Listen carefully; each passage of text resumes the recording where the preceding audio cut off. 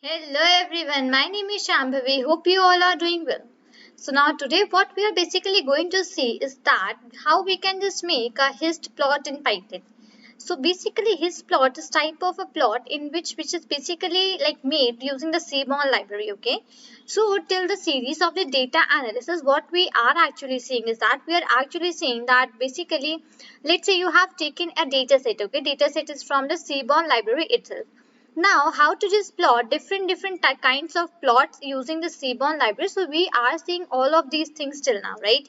So today also I'm just going to continue that thing, and today I'm going to tell you that basically how to make a hist plot in Python, okay? In this basically using the seaborn library. So what I would just do here for a while, I would just give the heading that what plot actually I'm going to make today.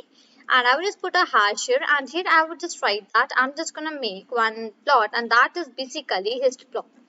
So spelling for that is basically histplot, histplot. Okay, this is how it is. It's just basically right. Now, so the first step, whenever we just want to import, whenever we just want to read any data or make any plot, or we just want to do data cleaning, or we just want to do data analysis, right? Anything we just want to do from any data. So the very first step that comes here is that. Now just please listen to me very carefully because I'm just going to tell you the correct steps also for doing the data analysis on a particular data set, okay? So the first step that comes here is the importing of the libraries, right? So you need to import the libraries whatever you are going to use today in your data analysis, fine? So firstly I would import seaborn as SNS. So this is a basically library which I am importing because I am going to make the plots using my seaborn library, correct? So that is the reason that I am importing my seaborn library. Now, what is the procedure? So procedure is that we will be using import and then writing the name for the library which you need to import. So in our case, the first library that we need to import is seaborn, right? And after that, basically what we do, we give a basically short form to this seaborn library, okay, and that we have taken as SNS. Fine, the first line is very clear, right? Now let's move to the second library which we'll be importing, and that is the matplotlib. So basically matplotlib library is being used a little bit here, okay? Only one function of that library is used in making the hist plot. So I will be telling you that library, that function, okay?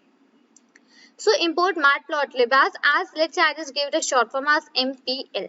Oh, okay. So I would just do MPL. Now what third I just need to import? I just need the third library which I would be importing is import matplotlib.pyplot as PLT. So here I would be writing import matplotlib. Yes, my matplotlib.pyplot as PL, right? So these are the three libraries which I have just used here, okay? And what I would just do here, I would just set the style. Style is equal to text, okay? So in that case, I would be writing SNS dot set underscore theme, okay? And in the bracket, style is equal to, and here I would just set the style as text, okay? So I would just write here as single I and text, and now I would just run this program. Fine. So basically it will just run, and yeah, here I just did not got any error because I have written the spellings and everything as correct. Fine. Now after importing the libraries, whenever you're just going to do the data analysis, so after importing the libraries, what's the second step that you need to follow? The second step is here that you need to write and import the data in this file, okay? Now you need to read your CSV data, whatever the data you are using. It is like either it is from your desktop you are taking it, or you are taking it from any website. That like basically that doesn't matter. So right, so you just need to import your data, read your data into the CSV format, or whatever the format you are having of your data. Right, so here what I would be taking, I would be taking df. Now df is a variable in which what I would be doing, in which I would be reading my data, in which I would be loading my data, right? So previously also, in previous videos also, I have already told you that if you want to read a data, if you just want to import a data from any particular library, okay, so because there are several libraries that are having their own data. So let's we take the example for seaborn only. So seaborn is a library which is having its own data, right? So in that case, what we'll be doing, you need to import that data, use that data from that particular library only. So in that case, you need not to download the data on your desktop or devices, okay? So what we'll be using, we will be simply using the name for the library, the short form for the library from which we will be taking that data, okay? So in our case, that library is seaborn. So I just wrote the short form here for seaborn, and that is SNS, okay? Now what's the next thing that I would be doing? I would be writing here dot load underscore dataset. So here what I am doing, I am loading the dataset from the seaborn library, okay? And what is the name for that dataset? The name for that dataset is diamonds. Okay, so diamonds is the dataset that I am importing, that I am loading from the seaborn library. And now I would just run it, fine. Now let me just quickly explain that what's the whole meaning for the second line. So just listen to me very carefully now. That here I am loading the dataset that is diamonds. Okay, I am loading the dataset that is diamonds from the seaborn library and storing that data into the variable, and that variable is actually df, right? So I hope now you just got the idea that what's the meaning, absolute correctly meaning for the second line. Right. Now what comes here is that I just need to check out that data in my data, that what are the columns and rows which I am having, right? So I'll be putting df dot here. Now about these functions we had already discussed, so I would just not repeat that here for a while, okay? I will just not repeat that thing. Fine. So I have the columns that are caret, cut, color, clarity, depth, table, price, XYZ. Okay. So these are basically the columns which I am having in my data, right? So here basically we have three.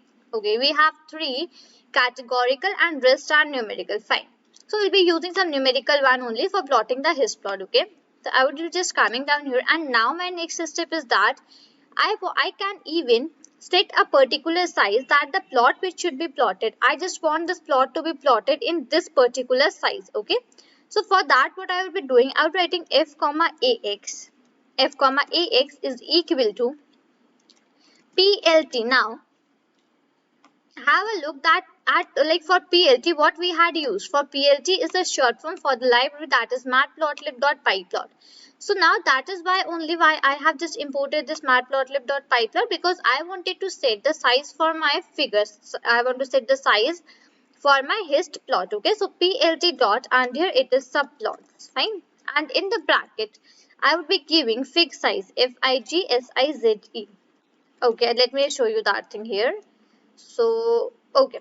So PLT dot subplot, and in bracket I would be giving fixed size, and here is equal to, and I would be putting the bracket, and inside this bracket I would be passing the value for the length and the breadth. Okay, length and the breadth. Fine. Let's say I'm just passing here 8,6. Fine. These are the values which I have just passed. You can just like take any one of your choice. That's no issue here. Fine. Now what I will be doing, I will be plotting my hist plot here. Okay, so SNS dot, okay, let me just yeah, I will be just writing here only.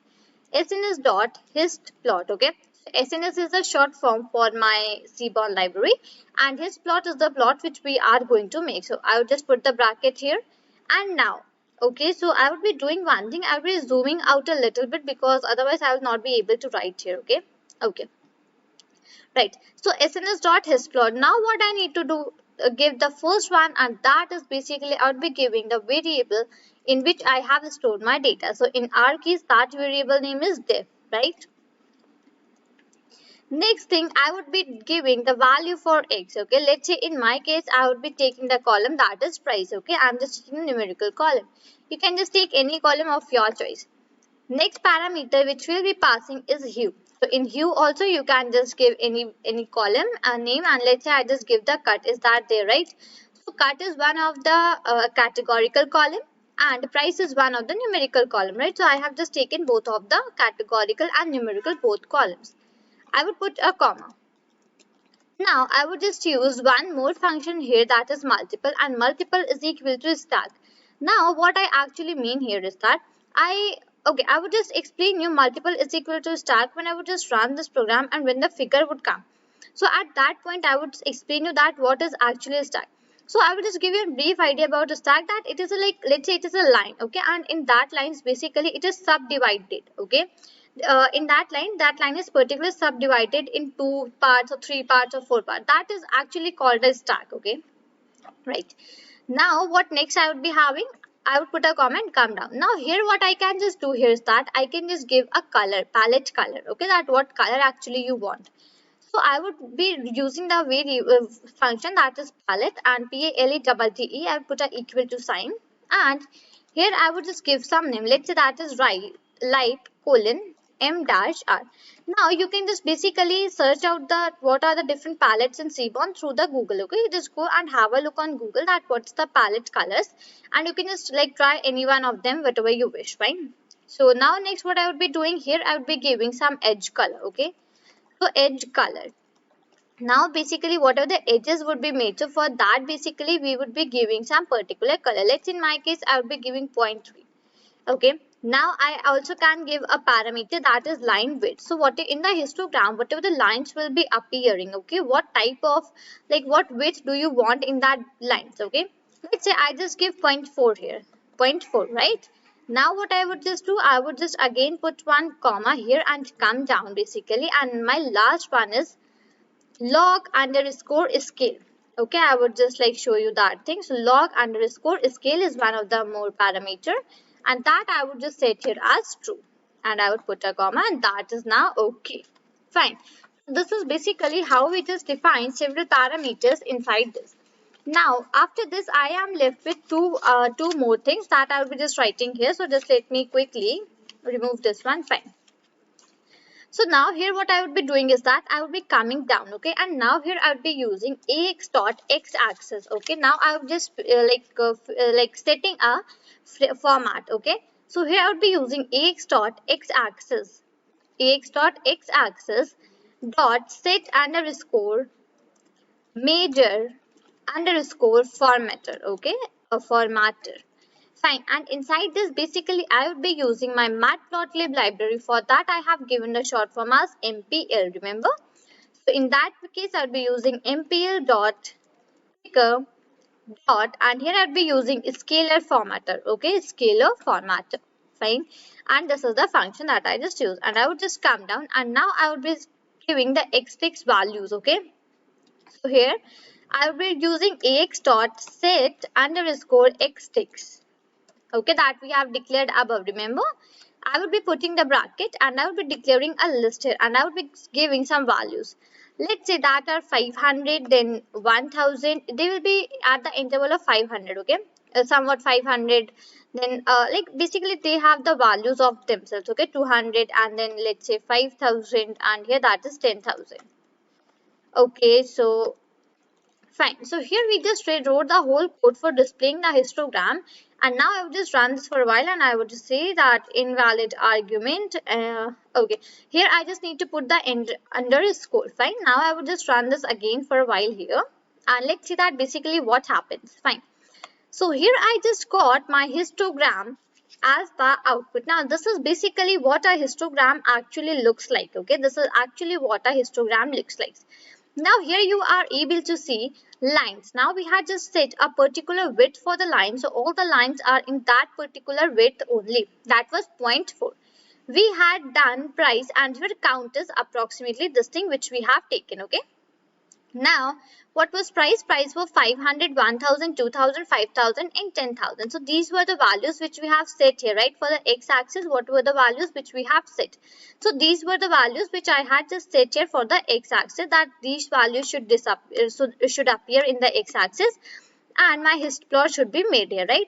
So this is done. Now when I was just talking about multiple stack, okay, so multiple stack, now here you are able to see that there is one single line, and in one single line that line is divided into sub parts, correct? You are able to see that thing, correct?